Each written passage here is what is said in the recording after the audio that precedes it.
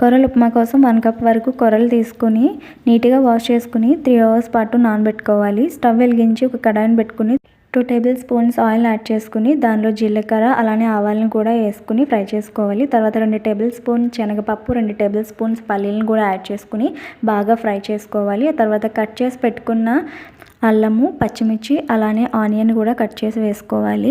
నేను ఇక్కడ టమాటోని యాడ్ చేయట్లేదండి, మీరు కావాలనుకుంటే టమాటోని కూడా యాడ్ చేసుకోవచ్చు. అలానే 2 కరివేపాకు రెమ్మలు కూడా యాడ్ చేసుకోవాలి. ఇవన్నీ బాగా ఫ్రై చేసుకోవాలి.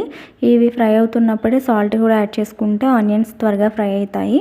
మనం తీసుకున్న 1 కప్ కొర్రలకి నేను ఇక్కడ 3 కప్పుల వరకు వాటర్ అనేది యాడ్ చేస్తున్నాను. ఏ కప్పుతో అయితే కొర్రలు తీసుకుంటామో ఆ కప్పుతోనే వాటర్ తీసుకోవాలండి. ఆ తర్వాత వాటర్ మరిగిన తర్వాత మనము నానబెట్టుకున్న కొర్రల్ని యాడ్ చేసేసుకోవాలి. ఈ విధంగా మూత పెట్టుకుని ఒక 10 నిమిషాల పాటు కుక్ చేసుకుంటే ఉప్మా అనేది రెడీ అయిపోతుంది. చాలా టేస్ట్గా ఉంటుంది. వీడియో నచ్చి